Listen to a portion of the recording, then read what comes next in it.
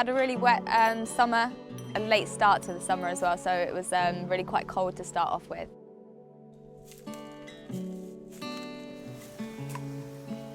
I think all the plants have just taken quite a long time to catch up, and yeah, who knows?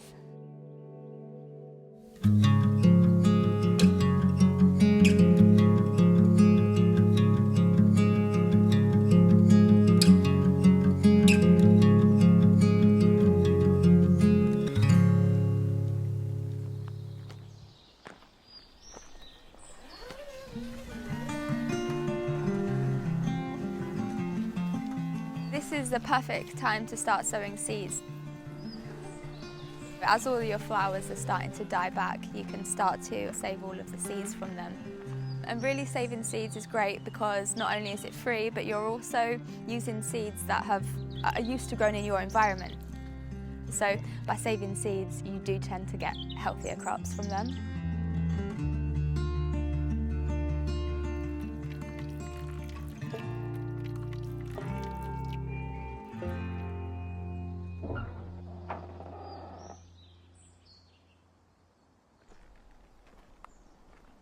I've had quite a lot of problems with squirrels this year, which is quite unusual for me. I'm right next to the woodlands, as you know, and they just come over. They're coming over, they're stealing my corn on the cobs, they're stealing my sunflowers, and yeah, they're just taking quite a lot this season, and I haven't got to harvest very much.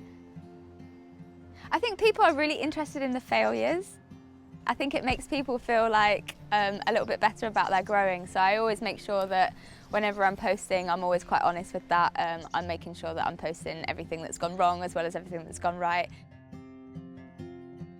So my site is an organic allotment site, and I use a method which is working with nature as much as possible rather than against it. No-dig gardening is really just about protecting the soil a little bit more. When you don't dig the soil, you're not disturbing all of the microorganisms and the bacteria that soil has worked so hard to generate over months and years. So because I am a no-dig gardener, I use a lot of mulch on top of my beds, and I've just got a new chipper, so I can make my own mulch now, which is really exciting.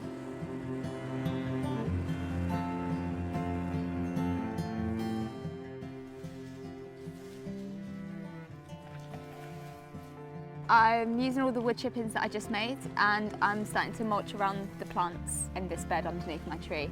And that's really just to keep some of the moisture in, and all that organic matter will feed the soil.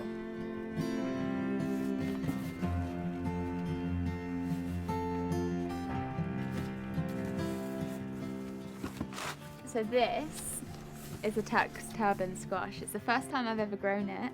And I literally only grew it because I saw someone else grow it on Instagram and I thought it looked wicked. So I got some seeds and I've grown my first one. But yeah, these are very cool.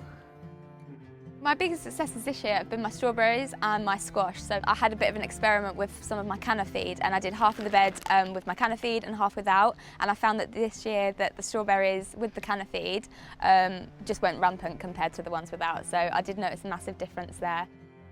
Alongside using the Flores on my strawberries, I've also been using the Rhizotonic on some of my plants that are not getting off to the best start or that might be a little bit sickly. And the Rhizotonic's great because you can use that as like a foliar spray. So for any plants that maybe are looking a little bit wilted, you can give it a little bit of a spray and it tends to perk up the plants quite a lot, I found. Yeah, so I'm just deadheading all of my flowers. And the reason I'm doing that is because I want to stop the plants from going to seed. When they make seed, it's putting all of the energy into creating all the little seeds rather than making nice little flowers. So you do this all summer. So this is so weeding and deadheading are two jobs that you do like all season. And the more you deadhead, the more flowers that you get. So I try and dedicate at least half an hour to deadheading a week. So I'll just go around all my plants every week and just spend half an hour picking off all the spent ones.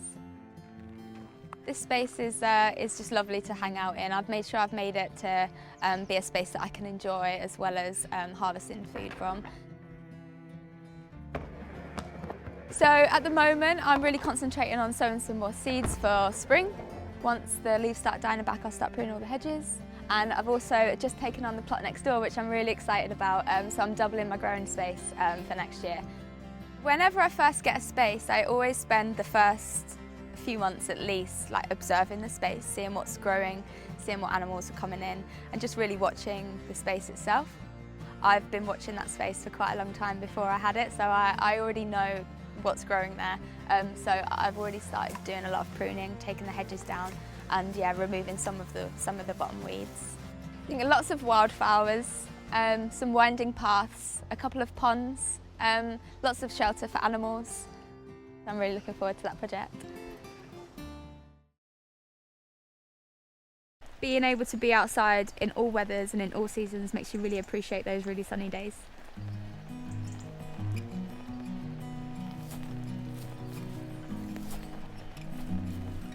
Obviously, it's a lot nicer when the weather's good and the weather's sunny. But I love to come down here even when it's raining. I was down here in the storms and when it's snowing. That connection with the earth, I think, is really important.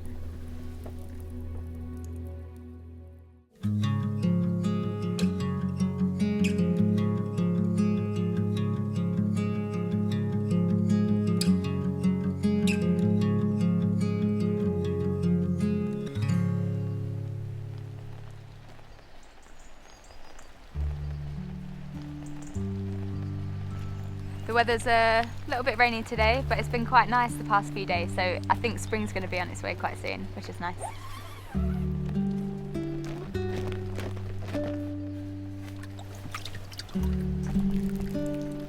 It's so exciting to have this extra room. I've been eyeing it up from across the hedge for a couple of years, so I've always wanted it. I got this allotment back in September after contacting the previous owner. He had just had knee surgery, so he couldn't come down here anymore, and he asked me if I want to take it over. It can be a bit overwhelming to start with, but I think once you've kind of cut things down to ground level, you can see what you're working with. It took probably about a month to get it kind of cut down, but yeah, it's coming together quite well, quite quickly as well, I think. When you first get an allotment, I think it's really important to make a plan. Not everybody does this, but I think it's really good to get down on paper what elements of the garden are already there and what you can introduce to work around those. I will make a new plan at the start of every year, and what I do is I draw up what my garden looks like at the moment, and then I start to incorporate things that I want to add for the new season. So that's how I will start to build up my allotment space. I just kind of keep my monthly job lists that I need to do. I keep track of the weather. I keep track of the moon phases, so I know when I need to plant my seeds. Yeah, and just generally working out where I'm going to plant things for the next year. So the left-hand side is the plot that I've had since 2017. It's got my skate ramp, my herb spiral, and all of my things that I've been growing for quite a while. And this side is my new space. I was a bit more restricted with how the layout was in my first plot. With this one, I can really start playing around with the pathways, all the resting spaces, all of the little chill-out places, the wildlife pockets. I can really play a bit more with that, and I'm really looking forward to that. I just get out all of my kind of creative outlets through my drawing, and then obviously implementing it when it comes to the garden. Having a garden is almost like having your own canvas. I think it was Monet that said that his garden was his greatest piece of work, and I think that mine's the same. My plans for this allotment space is just kind of making the gardens flow seamlessly. I really want this to feel like one big space rather than two different spaces. More of the forest garden element. I'm going to be planting up lots more native shrubs. I'm going to be doing some pond regeneration, so planting up lots of native plants in my ponds, and just a bit of extra landscaping. I'm using wild garlic in my allotment as a ground cover, and what that's doing is suppressing the weeds from growing underneath, and it's also creating another edible layer for my garden. It's really important for me to carry on the same kind of ethos as what I started in my first allotment, so no dig permaculture principles, very much wildlife first, creating biodiversity. The best thing about gardening and having an allotment is just being outside, having your hands in the soil, being able to spend time with the wildlife and the animals is a really great mood booster. I have a little robin that comes down that I hand feed, and it just brings me so much joy to be able to like have that close connection with nature. When we connect firsthand with the earth, we realise how important food waste is. And I think when you start growing it yourself, you realise how much better it is and how easy it is as well. It's not going to be twice as much work because I've already got my first allotment kind of how I want it. I can keep on top of it now. I'm really excited for it.